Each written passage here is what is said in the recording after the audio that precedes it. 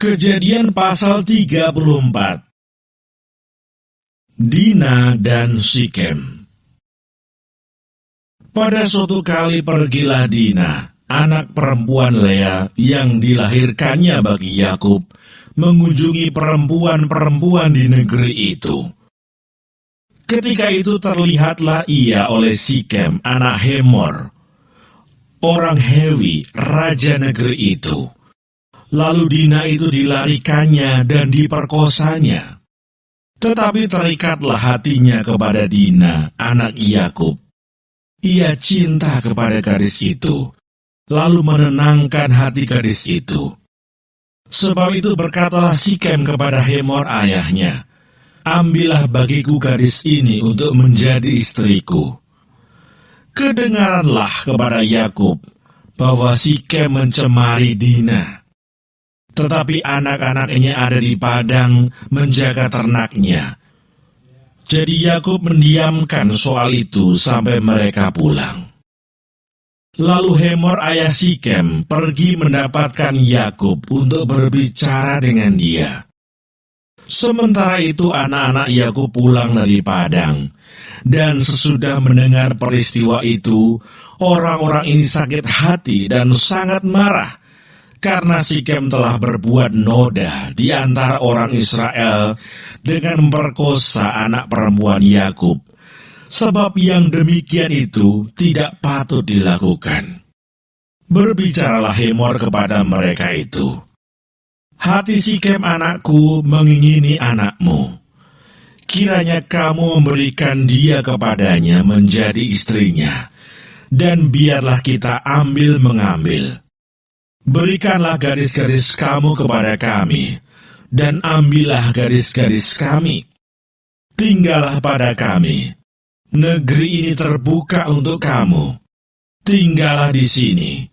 Jalanilah negeri ini dengan bebas, dan menetaplah di sini." Lalu Sikem berkata kepada ayah anak itu dan kepada kakak-kakaknya, "Biarlah kiranya aku mendapat kasihmu. Aku akan memberikan kepadamu apa yang kamu minta, walaupun kamu bebankan kepadaku uang jujuran dan uang mahar seberapa banyak pun. Aku akan memberikan apa yang kamu minta, tetapi berilah gadis itu kepadaku menjadi istriku." Lalu anak-anak Yakub menjawab Sikem dan Hemor ayahnya dengan tipu muslihat. Karena Sikem telah mencemari Dina, adik mereka itu, berkatalah mereka kepada kedua orang itu, "Kami tidak dapat berbuat demikian, memberikan adik kami kepada seorang laki-laki yang tidak bersunat, sebab hal itu aib bagi kami. Hanyalah dengan syarat ini kami dapat menyetujui permintaanmu. Kamu harus sama seperti kami, yaitu setiap laki-laki di antara kamu harus disunat. Barulah kami akan memberikan gadis-gadis kami kepada kamu, dan mengambil gadis-gadis kamu. Maka kami akan tinggal padamu, dan kita akan menjadi satu bangsa. Tetapi jika kamu tidak mendengarkan perkataan kami, dan kamu tidak disunat, maka kami akan mengambil kembali anak itu lalu pergi." Lalu Hemor dan Sikem anak Hemor menyetujui usul mereka, dan orang muda itu tidak bertangguh melakukannya, sebab ia suka kepada anak Yakub. Lagi pula ia seorang yang paling dihormati di antara seluruh kaum keluarganya. Lalu pergilah Hemor dan Sikem anaknya itu ke pintu gerbang kota mereka, dan mereka berbicara kepada penduduk kota itu, "Orang-orang itu mau hidup damai dengan kita. Biarlah mereka tinggal di negeri ini dan menjalaninya dengan bebas. Bukankah negeri ini cukup luas untuk mereka? Maka kita dapat mengambil gadis-gadis mereka menjadi istri kita, dan kita dapat memberikan gadis-gadis kita kepada mereka. Namun hanya dengan syarat ini, orang-orang itu setuju tinggal bersama-sama dengan kita, sehingga kita menjadi satu bangsa, yaitu setiap laki-laki di antara kita harus disunat seperti mereka bersunat. Ternak mereka, harta benda mereka, dan segala hewan mereka, bukankah semuanya itu akan menjadi milik kita?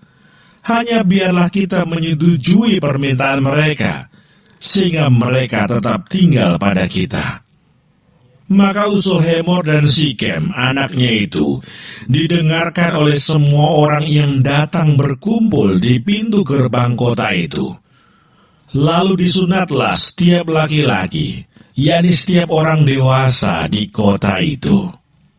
Pada hari ketiga, ketika mereka sedang menderita kesakitan, datanglah dua orang anak Yakub, yaitu Simeon dan Levi, kakak-kakak Dina, setelah masing-masing mengambil pedangnya, menyerang kota itu dengan tidak takut-takut serta membunuh setiap laki-laki. Juga Hemor dan Sikem anaknya dibunuh mereka dengan mata pedang, dan mereka mengambil Dina dari rumah Sikem lalu pergi. Kemudian datanglah anak-anak Yakub merampasi orang-orang yang terbunuh itu, lalu menjarah kota itu, karena adik mereka telah dicemari. Kambing dombanya dan lembu sapinya, keledainya dan segala yang di dalam dan di luar kota itu dibawa mereka. Segala kekayaannya, semua anaknya dan perempuannya ditawan dan dijarah mereka, juga seluruhnya yang ada di rumah-rumah. Yakub berkata kepada Simeon dan Levi, "Kamu telah mencelakakan aku dengan membusukkan namaku kepada penduduk negeri ini, kepada orang Kanaan dan orang Feris, padahal kita ini hanya sedikit jumlahnya. Apabila mereka bersekutu melawan kita, tentulah mereka akan memukul kita kalah, dan kita akan dipunahkan, aku beserta seisi rumahku." Tetapi jawab mereka, "Mengapa adik kita diperlakukannya sebagai seorang perempuan Sunda?